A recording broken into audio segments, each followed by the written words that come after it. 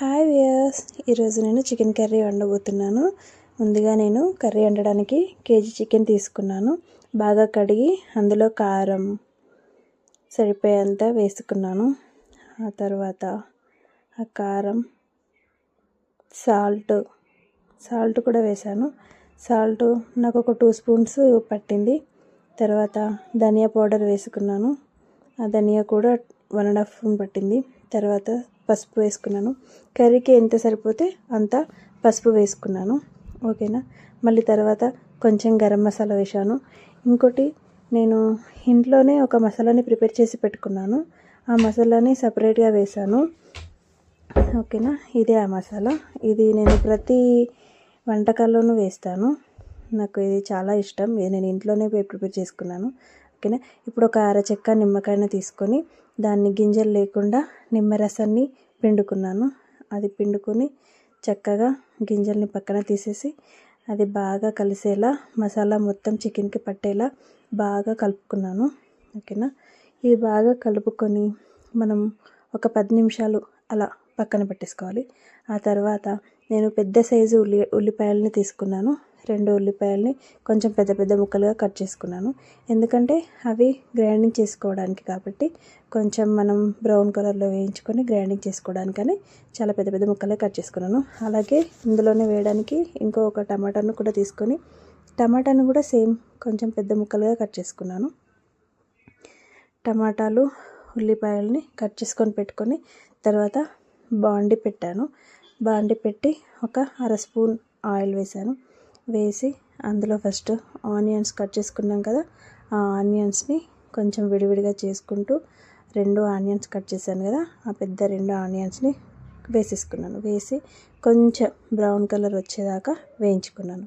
తర్వాత ముందుగా కట్ చేసి పెట్టుకున్న టమాటాను కూడా వేసి దాన్ని కూడా కొంచెం ఫ్రై అయ్యేలాగా ఫ్రై చేసుకొని మిక్సీ జార్లోకి తీసేసుకున్నాను. మొత్తం మిక్సీ జార్లో తీసుకున్న తర్వాత అందులో నేను ఒక 2 టేబుల్ స్పూన్ కుడకపొడి వేసాను. తర్వాత మళ్ళీ బాండి పెట్టి అదే కడాయిలో 2 స్పూన్స్ ఆయిల్ వేసి అల్లం వెల్లుల్లి పేస్ట్ వేసాను. ఆ పేస్ట్ కొంచెం ఆయిల్లో ఫ్రై అవుతుంది. అందులోనే కసూరి మేతి కూడా వేసాను. వేసి కొంచెం అటు ఇటు కదుపుతూ కింద అంటుకోకుండా జాగ్రత్త పడాలి. తర్వాత మనం ఓన్లీ కర్రీకి సరిపోయేంతనే పసుపు వేసుకున్నాం కదా, ఇది ఆయిల్లో కొంచెం పసుపు ఫ్రై అవుతే అది బాగుంటుంది. అందుకే నేను ఇక్కడ మళ్ళీ పసుపుని యాడ్ చేశాను. అంతే, ఇంకేం లేదు. మళ్ళీ ముందుగా మనం కలిపి పక్కన పెట్టుకున్న చికెన్ని తీసుకొని వేసేసుకోవాలి.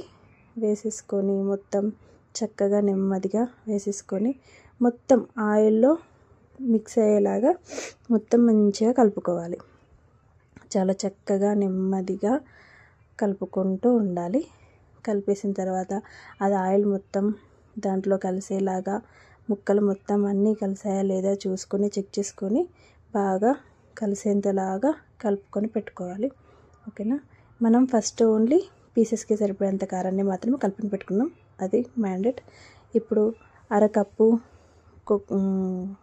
కర్డ్ పెరుగుని తీసుకొని దాన్ని మిక్సర్తో గడ్డలు లేకుండా మనం స్మూత్ స్ట్రక్చర్ వచ్చేదాకా దాన్ని కలుపుకొని పెట్టుకోవాలి.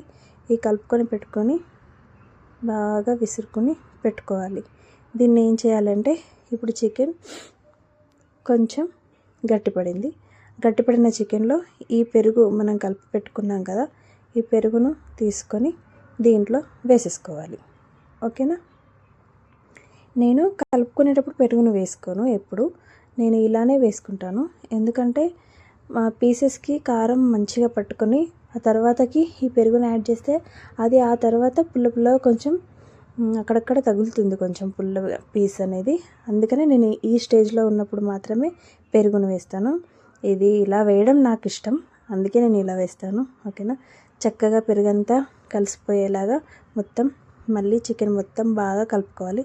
కలుపుకొని ఒక 2 మినిట్స్ మనం అలాగే వదిలేసేయాలి. వదిలేస్తే అది దాంట్లో నుండి వాటర్ని రిలీజ్ చేస్తుంది. చూసారా, వాటర్ ప్లస్ ఆయిల్ని రిలీజ్ చేస్తుంది. అప్పుడు రిలీజ్ చేసినప్పుడు మనం చూసుకొని ఇంకా బాగా కింద ఏం కూడా మాడకుండా చూసుకొని బాగా కలుపుకోవాలి. కలుపుతూనే ఉండాలి. ఎందుకంటే ఈ స్టేజ్లో మన పీసెస్ అన్నీ కూడా సమానంగా ఉడకాలి. అందుకని మనం కలుపుకుంటూ ఉండాలి. చూసారా, ఇప్పుడు మనం ఒక పీస్ తీసుకొని చూద్దాం. ఆ పీస్ ఇదిగో ఇలా అంటుంటే మనకు ఇట్లా వచ్చేసేయాలి. ఆ స్టేజ్లో ఉన్నప్పుడు మనం ఏం చేయాలి, ముందుగానే మిక్సీ పట్టుకొని ఉన్నాం కదా, ఆ మసాలాని ఈ చికెన్లో యాడ్ చేసేసేయాలి. మొత్తం నెమ్మదిగా ఆ చికెన్ మసాలాని మొత్తం యాడ్ చేసేసుకోవాలి.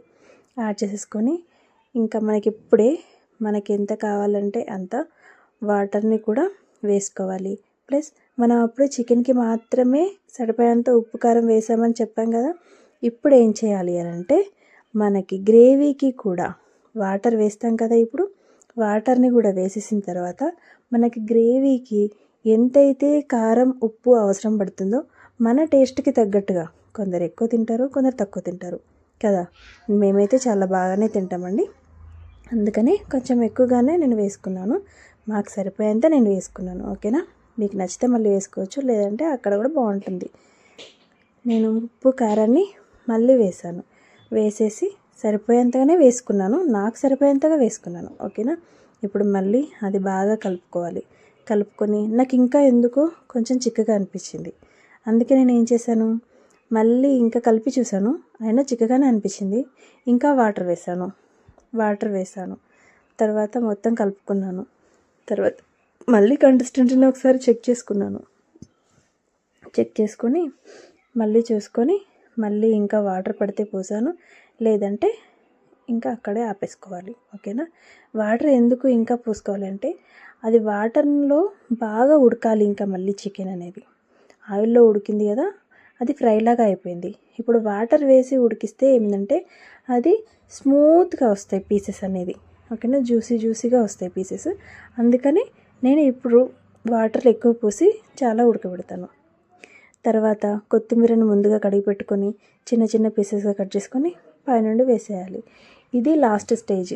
పైన ఆయిల్ అనేది రావాలి, గ్రేవీ అనేది చిక్కబడాలి, పీసెస్ అనేవి మొత్తం జ్యూసీగా ఉడికిపోవాలి. ఇది నా యొక్క చికెన్ రెసిపీ. ఎలా ఉంది? అందరికీ నచ్చిందని అనుకుంటున్నాను. నచ్చితే లైక్ చేయండి, షేర్ చేయండి, నా ఛానల్ని సబ్స్క్రైబ్ చేయండి, నన్ను మోటివేషన్ చేయండి. ఓకేనా, నన్ను అందరూ ఆదరిస్తారని అనుకుంటున్నాను. Thank you. Chicken recipe ready. Juicy chicken ready. Chicken